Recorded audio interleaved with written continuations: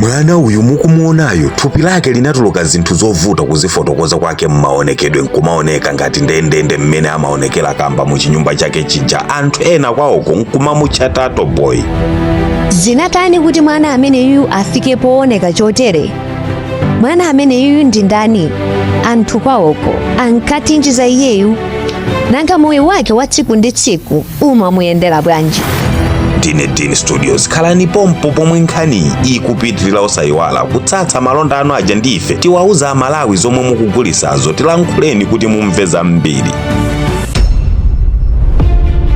Dzina lake ndi Didier Montalvo, ochokera ku Colombia. Montalvo sikuti anabadwa akuoneka ngati kamba chonchayi, koma iyeyu nayenso poyambapo anabadwa zabwinobwino monga muja momwe inu ndine tibadwira nkumakula. Koma atasinkhuka msinkhu pang'ono, makolo ake anayamba kupanga notice kachilonda pansana pa Montalvo, komabe iwo ankangoti basi zija za nomo monga muja momwe chilonda chikhalira. Koma pomwe imatha nthawi anapezekano kuti zinthu zija zachuluka nkumaoneka ngati muja momwe tortoise aonekera. Apano anthu anayamba kulankhula zambiri, kumamunena, kumamusala, kumunyogodola, ena nkumamunena kumene kuti iyeyu ndi Tato Boy. Ndipo mayi yake ankati izizi zinachitika kamba kavuto la iwo muzikhulupiriro zawo ankati ali ndi pathupi pa mwana uyuyu. Mayiwa anayang'ana kadansana maso ndi maso, ndipo muzikhulupiriro zawo amati munthu akaona kadansana ndi maso amakhala ndi matsoka osiyanasiyana, ndipo ngati ali ndi pathupi ndiye kuti amabereka mwana wa ulumali kapena wooneka wachinyamanyama choncho. Izizi zinali zongokhulupirira poti mukudziwa inu zikhulupiriro za anthu.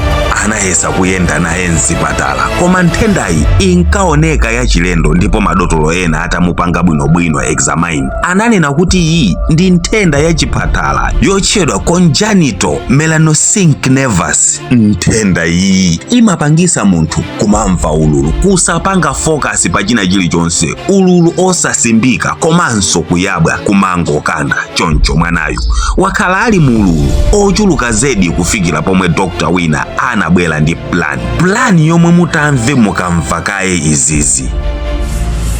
Pomwe ndikupitilira ndi tsatane wa zambiri nkhani mwinatu nkutheka ena mukusamba mosalekeza mwezi mwauonanso, ena simukubereka kuyesa izi ndi izi, likango, BP, sugar ndi zosausa zambiri zati mbwe mthupi masiku anozi. Kodi ndikuvutika kumene koko? Munayamba mwayesapo traditional herbal master wakuikwendeni yemwe amathesa mavuto monga ndatchulawa ndi ena ambiri kulikonse komwe muli m'Malawi muno. Sazitukumuka yekha kuti ndimatha ine ndimachita izi, mutazamutame ndinu mukazathandizidwa ndi mavuto muli nawo. Tangolankhulani naye pa 0988677080 kuti akuuzeni zina zambiri okha zomwe amatha.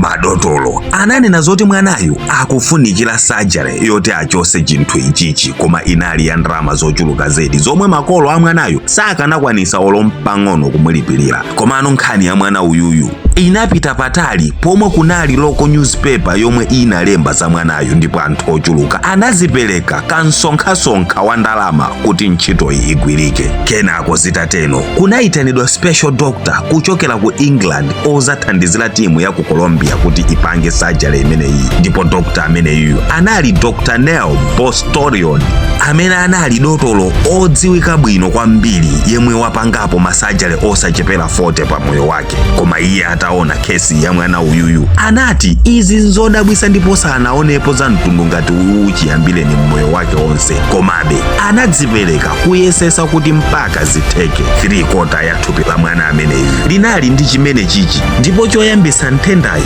sichidziwika mpaka lero. Surgery inayambika, ndipo pamapeto pake inapezeka kuti surgery yatheka ndipo yaenda bwino zedi. Mwana nkukhala ali bwinobwino kumasangalala ndi moyowu muja momwe inu ndine tichitira. Anthu anakondwa kwambiri zedi, ndipo mwanayu pompo nkumakula popanda mavuto ena aliwonse mthupi. Moyo nkumapitilira osayiwala kupanga share nkhani.